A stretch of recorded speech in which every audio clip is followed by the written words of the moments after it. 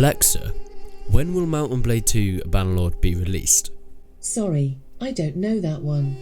For goodness sake, not even a robot AI knows when it's coming out. Welcome back everybody to another video on Mount and Blade 2 Bannerlord. No, this is not a dev blog. The dev blogs once or every week. So I decided let's fill in the Bannerlord craze with a little video here about Mount and Blade 2 and its esports, because a lot have been going on about the competitive scene of Mount and Blade and you may not know about it. So I think it's time to inform you guys if you do not know already.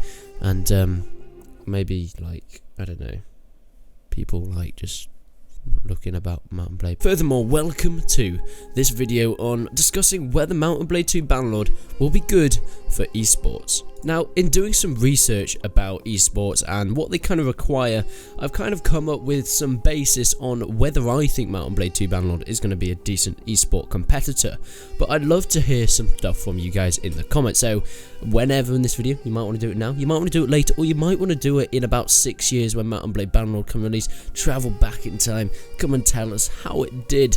And if so, please, like, make sure that Donald Trump is king of the world.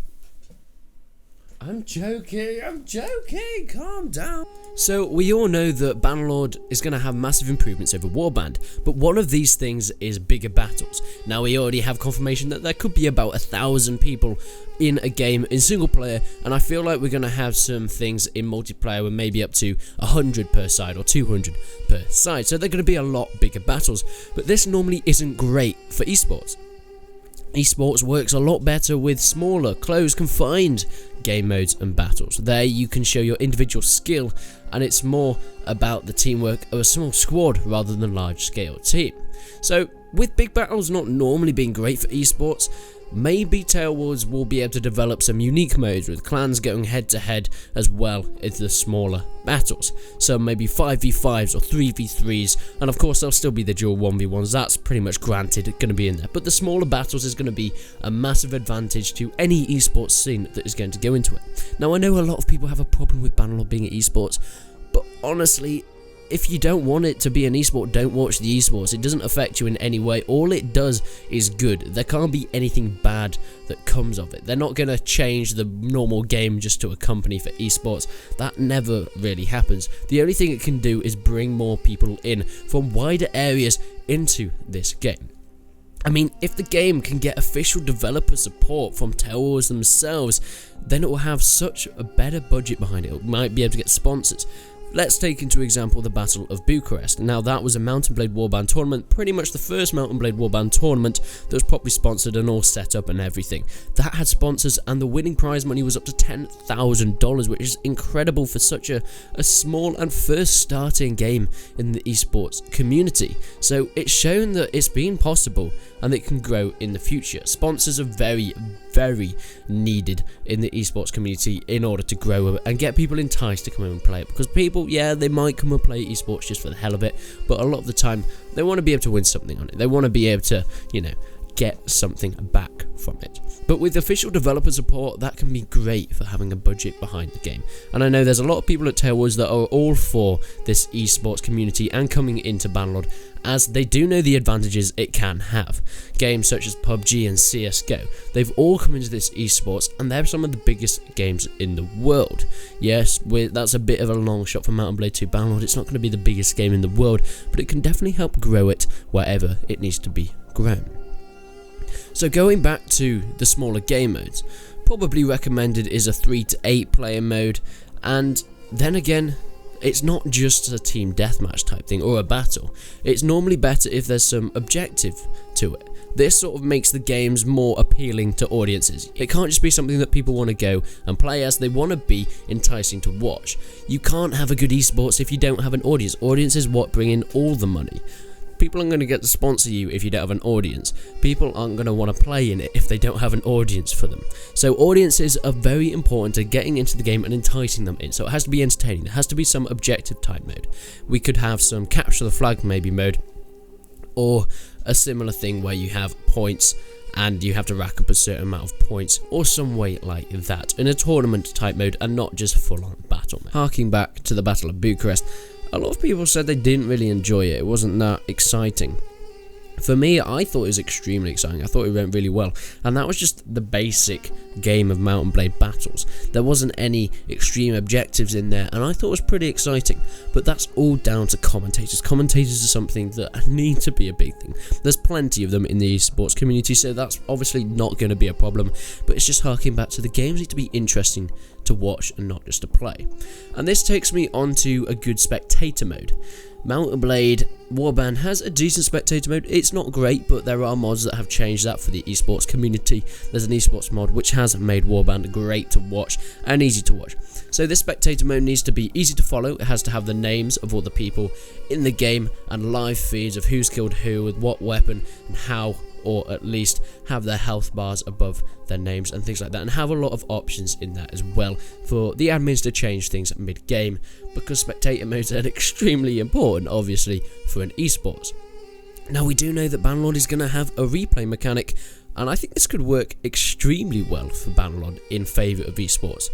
Since, imagine this, you have an amazing, intense game that's live commentated by these commentators, but then afterwards you want some highlight reels, or maybe some action replays, and these can be done in the replay mode where you can get the cool camera angles, slow it down, move from player to player with smooth pans on the camera. I think that will look absolutely awesome. But what are the biggest problems with esports these days, and, well, just gaming in general? That's probably modders and hackers. They can completely ruin games, and especially when it comes down to big prizes, it entices people to, you would think it entices people to try and work harder and practice towards it, but you know, there's always going to be those guys that go modding or go hacking in the game, and it completely ruins it for everyone else. There needs to be a good anti-cheat in Bannerlord. Now, these things haven't, of course, been discussed because people just want the information, and they've kind of been overlooked by the audience. They're like, oh, we just want Bannerlord, we just want to see what weapons and armor and the population and the maps and things like that. But these things are pretty important to make the game longevity last for ages and get a sound player base in there as well. Anti-cheat is probably one of the most important things in multiplayer gaming these days, along with, of course, mechanics and things like that, to keep players in there, because you're getting cheaters, people aren't going to play, because it's just going to entice more and more people to cheat, and then more and more cheaters mean new players just leave, and that is never a good way to start the gaming career of a fellow Mountain Blader. What's it? Mountain Blade is such a stupid word. Mountain Blade's fine, but Mountain Blader, right? A dabbing on the horses. Oh god, I just made a Jake Paul reference. I'm gonna go. Something extremely important that needs to be done, probably one of the most important things, is nailing the combat. Yes, Warband has great combat, but the fainting and doing all these weird glitchy things sort of ruins it a bit, because you can't practice, you can't prepare for that. It's just not really very possible to prepare for something like someone fainting or glitching around the map. You need to have a set combat system that works very well, that people can practice and get better and better. Warband has a really good practice system, a combat system, that yes, it does have its issues, but hopefully they can be tweaked. We do know that there isn't going to be fainting anymore in Mount & Blade Bannerlord, which is good, which means we won't get people looking like they've just had a heart attack on screen, spazzing in and out of walls, which is always an advantage, not just to your eyes, but also the mental health of the players on the game. Now, for my final point, I'm going to go back and talk about those game modes. How can we make Bannerlord esports unique? Now, I don't have a doubt in my mind that there is going to be an esports scene in Bannerlord. It's going to happen. It started in Warband, and it's becoming a bigger and bigger thing, and I think it's a mostly preparation for the release of Bannerlord when that does eventually come round. But how can that be unique? Why would someone want to watch that rather than CSGO or Dota or PUBG?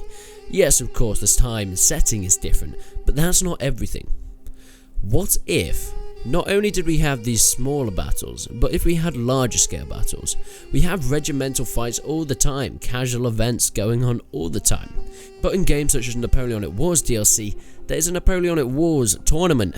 What if we had something like that, but on a larger scale? So we had massive clans with maybe 50 or so people, 50 versus 50, fighting each other at a time. That doesn't necessarily come down to your individual skill, but the teamwork and preparation, the formations and leadership, most importantly, of your clans. That would be a very unique way of doing esports, and I think, yes, maybe hard to accommodate for all those people getting on at the same time, but if it could be pulled off, that would be something, I'd like to say, revolutionary for the esports community, because it's all these small battles, and I think people are getting a little bit bored of that at some point. It's never going to last forever. It needs to keep evolving, and Mount & Blade 2 Bannerlord is the perfect game for that to actually happen in. So that's just my suggestion of how they can evolve the esports scene, because I have no doubt, like I said, that it's going to happen in Bannerlord. I'd really like to see, what are your thoughts on esports? Do you like the idea of esports, or do you dislike it? What are the advantages and disadvantages in your mind that could come of Bannerlord, bringing in new people for an esports community, and of course organising these big events? And finally, how do you think it can be evolved? Is it just going to be the same as every other game esports, with small teams going head to head, duels, battling each other? Or will it be able to be revolutionised, and how do you think that is going to happen? Make sure you leave your comments down below, and I'd love to see them. But until then, guys, make sure you go into the description and you follow me on Twitter for all the latest updates and news and banter, and come in on my Discord for all the good stuff. I'm going to be streaming quite regularly now. I've got a lot of streaming stuff set up, and that's going to be quite interesting. So follow me on Twitch if you want to stick around for that.